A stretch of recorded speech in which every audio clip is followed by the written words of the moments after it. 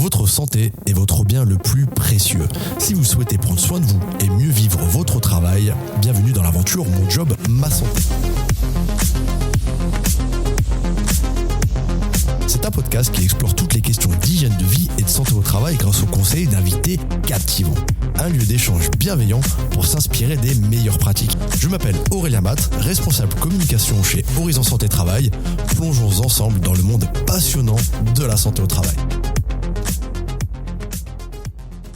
Bonjour à toutes et à tous et merci d'écouter Mon Job, Ma Santé, un podcast qui traite de sujets de bien-être et de santé au travail. Pour cet épisode et à l'occasion du Dry January, nous accueillons Victoria Auti, infirmière en santé au travail. Bonjour Victoria. Bonjour Aurélien. Victoria est notamment spécialiste de la prévention des pratiques addictives et je suis ravi de la recevoir. Alors Victoria, tout d'abord, comment reconnaître la dépendance à l'alcool ? Tout d'abord, merci de m'accueillir et d'accepter d'avoir cet échange avec moi. Alors, l'alcool, c'est quand même un gros sujet parce que ça reste une substance qui est assez accessible. Et reconnaître sa dépendance, en fin de compte, c'est un petit peu comme tout autre produit. On a une certaine accoutumance au fur et à mesure de la consommation. Et la dépendance, c'est quand on va se mettre en danger et encourir des risques pour consommer. Donc, chercher à toujours consommer plus, par exemple, ou l'alcool, c'est relativement accessible comme produit, mais se mettre en danger pour avoir le produit. Par exemple, conduire en état d'ivresse pour racheter de l'alcool, ça peut arriver. Voilà. D'accord. Et donc, plus concrètement, comment reconnaître les signaux de cette dépendance ?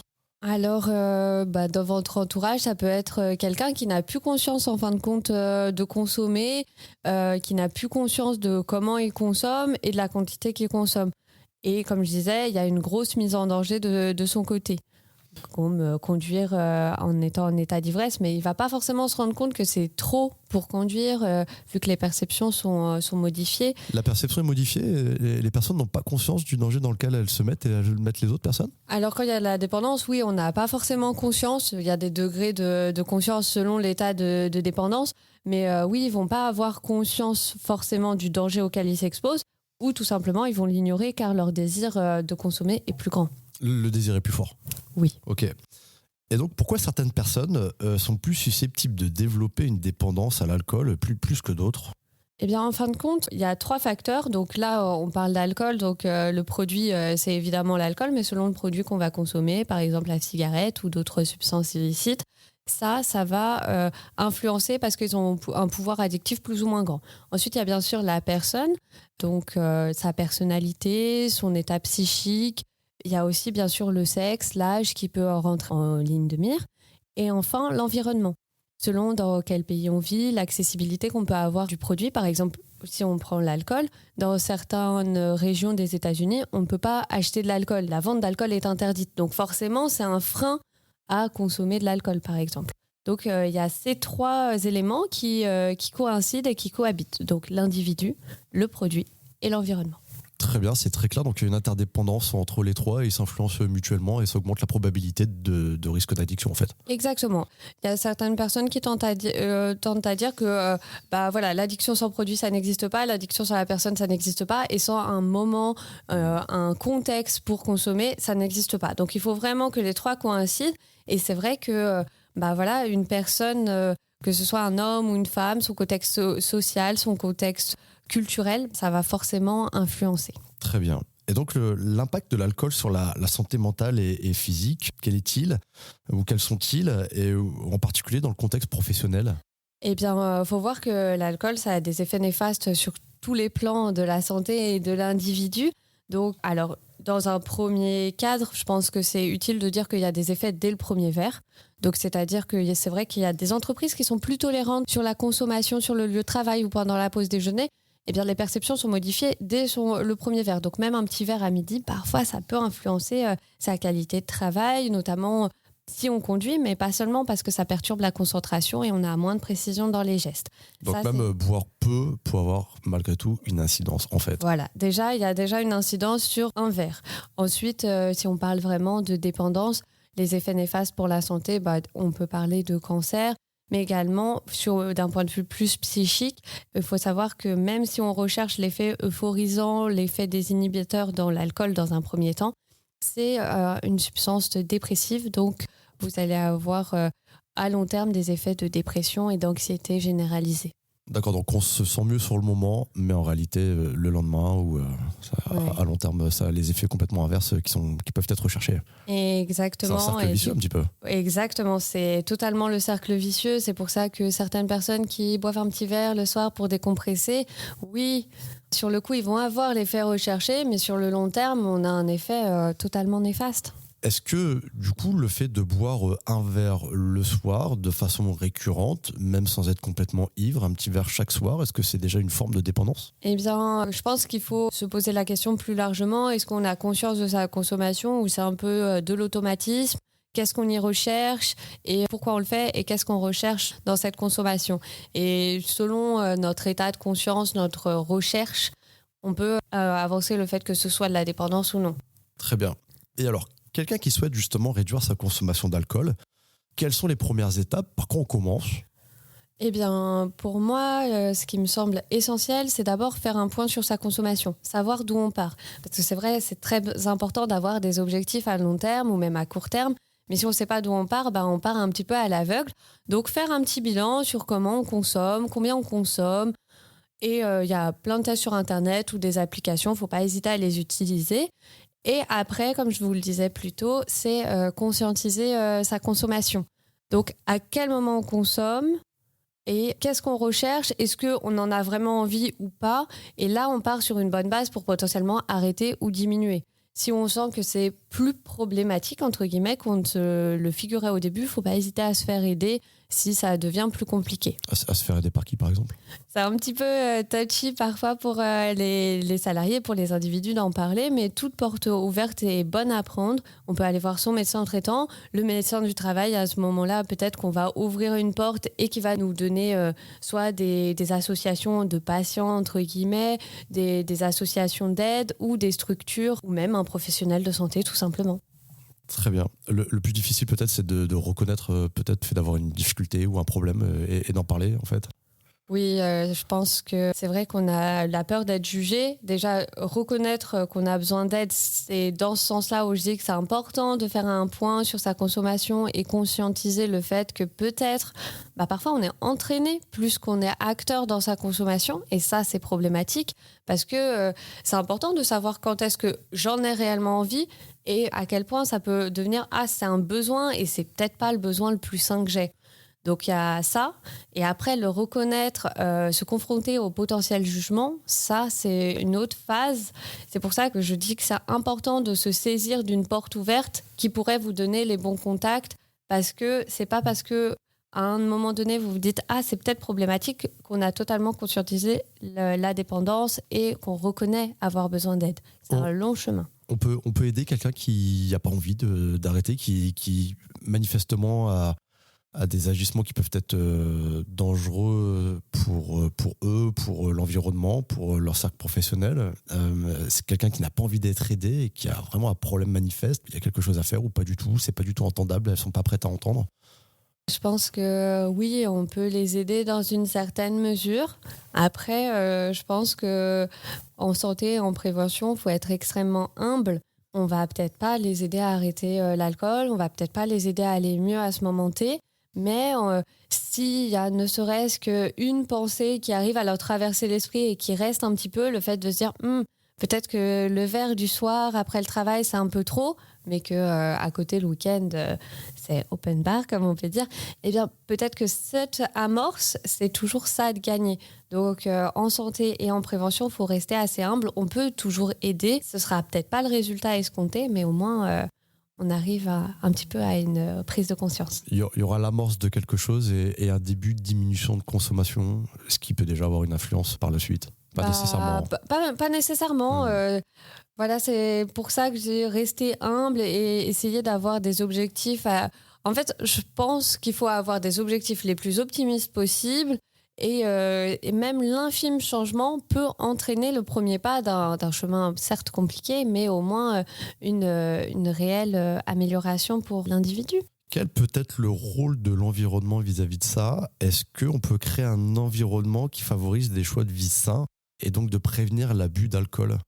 Tout à fait. Je pense que dans toute consommation de produits, en fin de compte, on prend et ça ne nous grandit pas, ça ne nous fait pas évoluer. Donc peut-être être dans un objectif d'un peu plus avoir quelque chose qui nous apporte, qui est une plus-value pour nous. Donc ça peut être le sport ou les sorties. Effectivement, les sorties entre amis, parfois, on est insidieusement amené à consommer, mais essayer de se mettre dans une position où on ne sera pas amené à consommer. Par exemple, le cinéma ou chez soi, où on essaye de ne pas avoir de stock d'alcool, par exemple. Il y a aussi, bien sûr, le sport ou la lecture. Ça n'incite pas forcément à consommer. Et j'ai pu lire également que c'était bien aussi d'avoir une espèce dans son entourage de référent, pas pour pas contrôler, mais que plus être sa porte de sortie en cas de proposition de consommation, de se dire est-ce que tu peux m'aider s'il te plaît pour si jamais on me propose le verre de trop, changer de sujet, m'amener vers d'autres cercles où j'aurais pas besoin ou envie de consommer. Une personne de confiance qui vient porter finalement la décision de la personne concernée de diminuer sa consommation.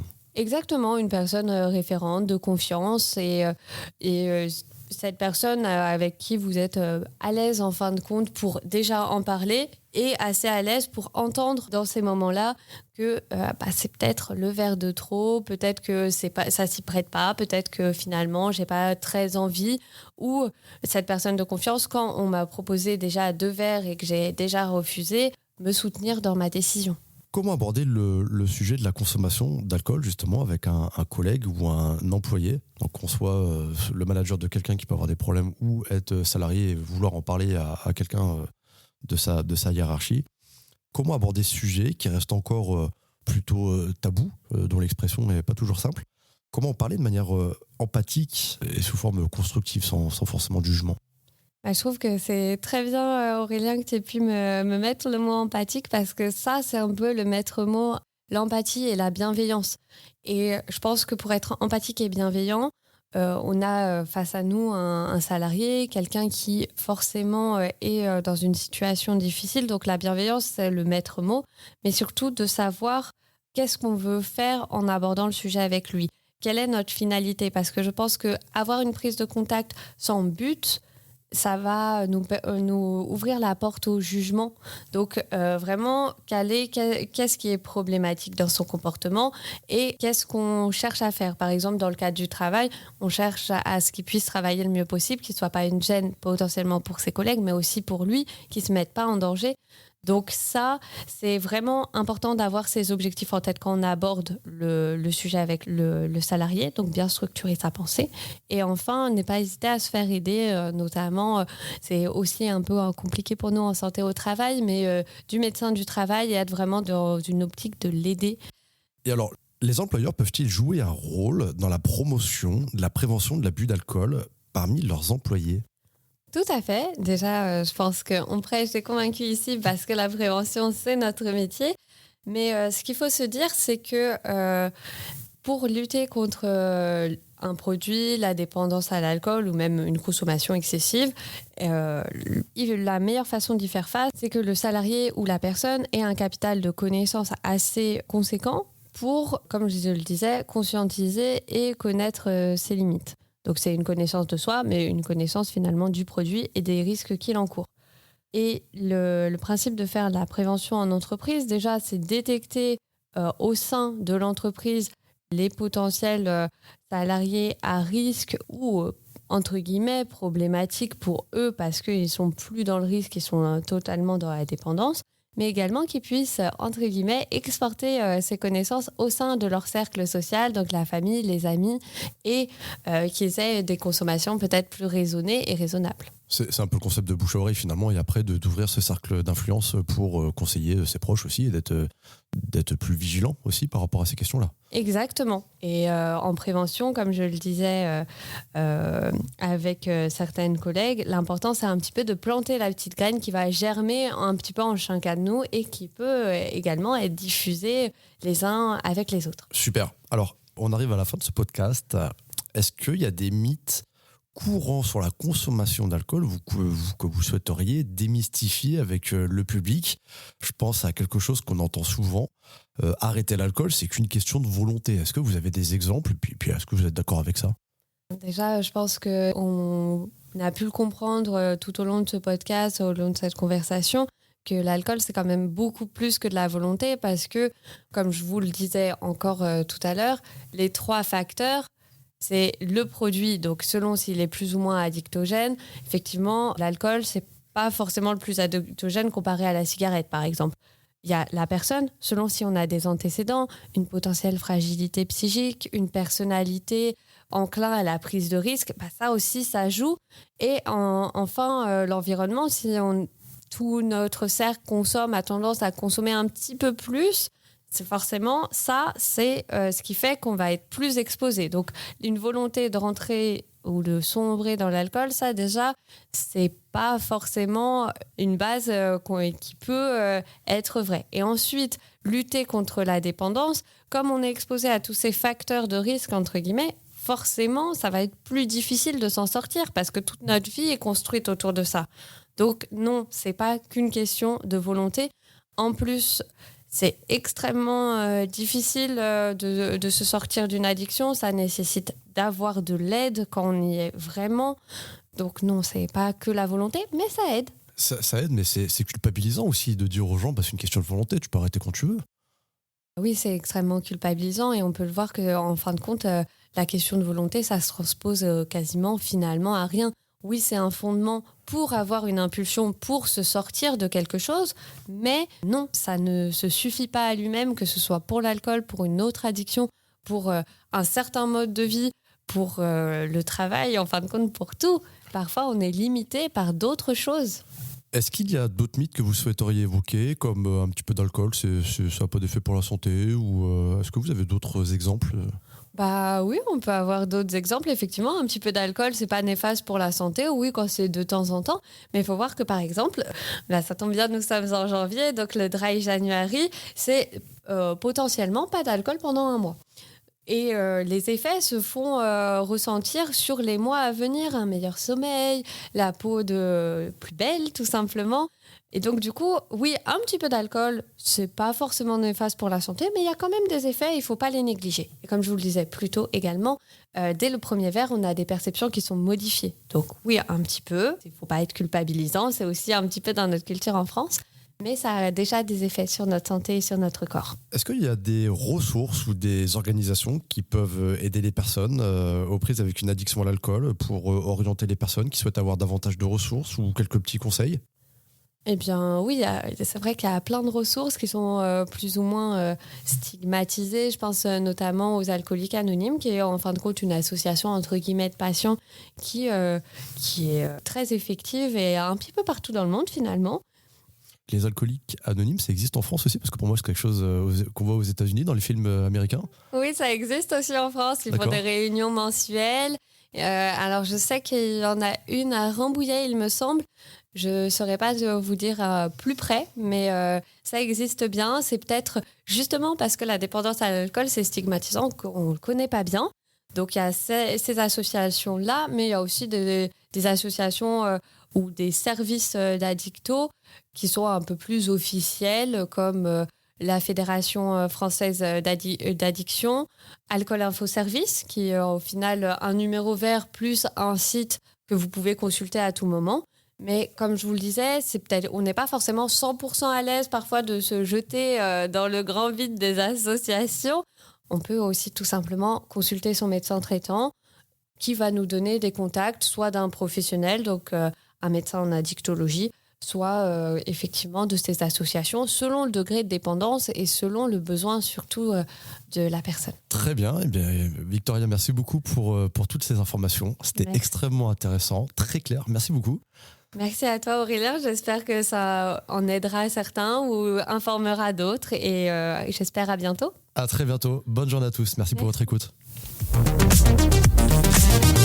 Merci d'avoir écouté cet épisode. Si le podcast vous a plu, abonnez-vous sur votre plateforme préférée et laissez-nous une note de 5 étoiles ou un commentaire, ça nous aide beaucoup pour porter les questions de santé au travail. Retrouvez-nous également sur LinkedIn et Instagram. À très bientôt.